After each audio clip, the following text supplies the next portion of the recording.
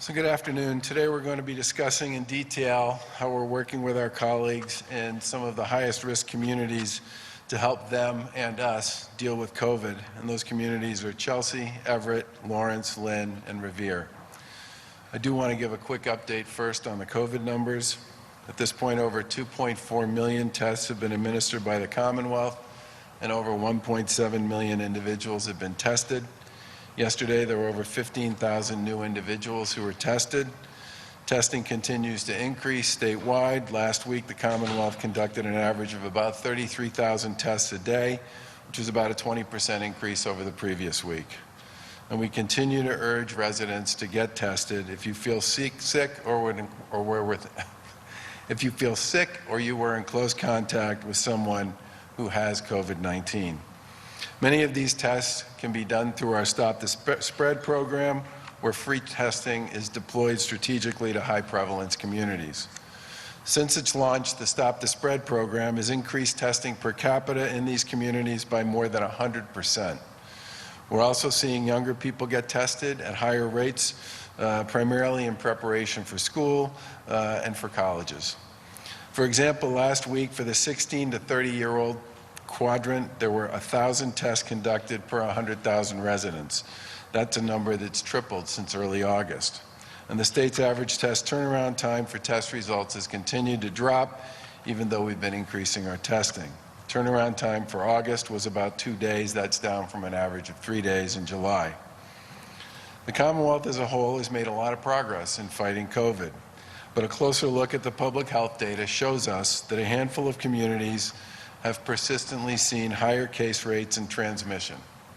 We know that COVID can and will spread quickly in any environment if swift action isn't taken to slow and stop the spread.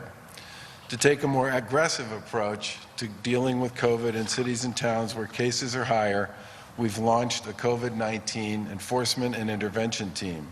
And these teams have been working closely with leaders in high-risk communities to help identify what's causing the high rates of COVID and how the state and they can work together. These initiatives are a partnership between our administration and local officials and include law enforcement, boards of public health, and local community organizations. Currently, our public health data indicates that Chelsea, Everett, Framingham, Lawrence, Lynn, Revere, West Hampton, and Winthrop are high-risk communities or red communities on the map. All residents in those communities really ought to stay home if they feel sick, and they really do need to get tested if they go out. No one can afford to gather in large groups in these communities. This is critically important. Time and time again, as our contact tracers have reached out to and engaged people who've become infected, gatherings, unsupervised, unofficial, people being familiar with people they're familiar with, play a major role in the spread of COVID generally in communities around the Commonwealth. People still need to remember to do things like washing their hands, and of course, they need to wear a face covering if they're going to be outside and they don't have the ability to distance. Everyone in communities that are shaded red on that map really needs to go above and beyond to do their part to stop the spread in their own community. And today we're announcing a series of new tools to ramp up enforcement, education, and public health in the 5 communities that have experienced persistent, dangerously high transmission rates. And those communities, as I mentioned before, are Chelsea, Everett, Lawrence, Lynn, and Revere. This will also include a campaign in multiple languages and will be done in conjunction, as I said, with a number of local officials as well as community-based organizations. The goal here is to make sure people understand what's going on in their community, where resources are available, and what they can do themselves to help stop the spread.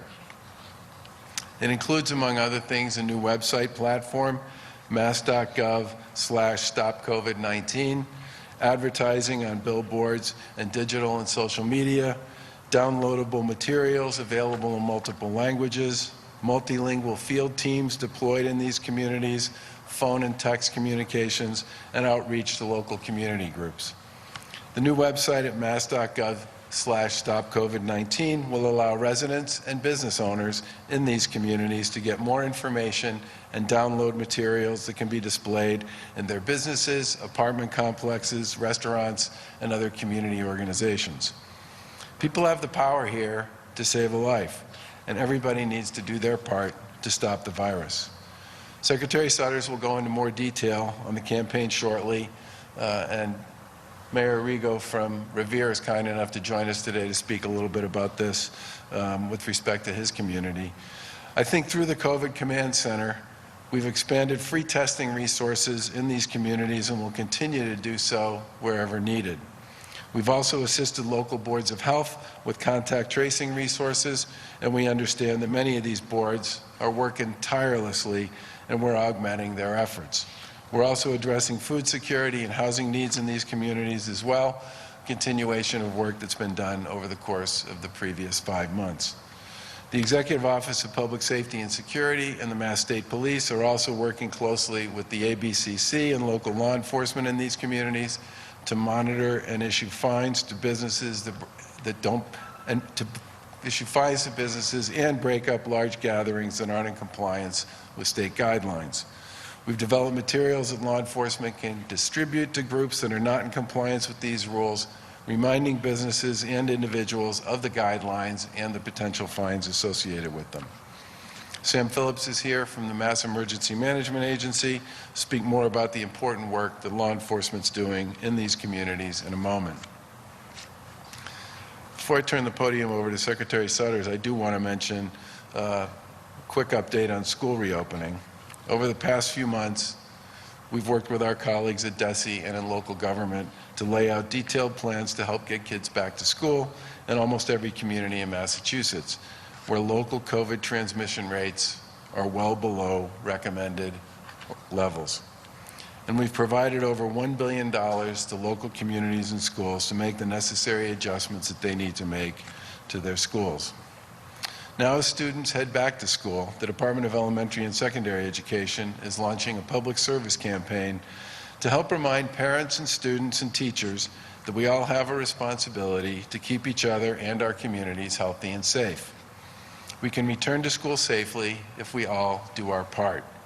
The campaign consists of television, radio, and mobile ads, billboards, ads on public transit, as well as a new website created to help families find information that they may be seeking about going back to school. The website for this one is mass.gov/backtoschool, and will give families information about why doctors say most communities in Massachusetts are ready to return to school safely, what schools are doing to promote safety and mitigate risks, and how to stay connected to accurate information on reopening and COVID-19. The campaign's one more additional tool to help raise awareness in our communities on the ways that we can help to do our part to push back against the virus. And as people have heard me say many times over the course of the past few months, COVID clearly doesn't and won't and didn't take the summer off. And for the most part, people around the Commonwealth did their jobs this summer by wearing face coverings, socially distancing, and keeping their gatherings small and manageable.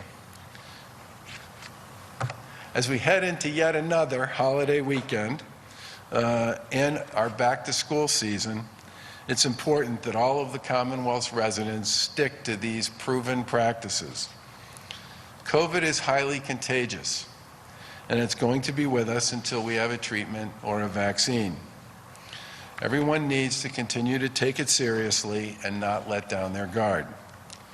You can do your part. You can help protect yourself, your loved ones, and your community from COVID by wearing a face covering, socially distancing, washing your hands, and recognizing and understanding that this virus will spread if you give it the opportunity to do so.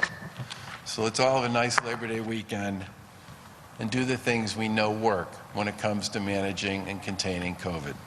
Thank you.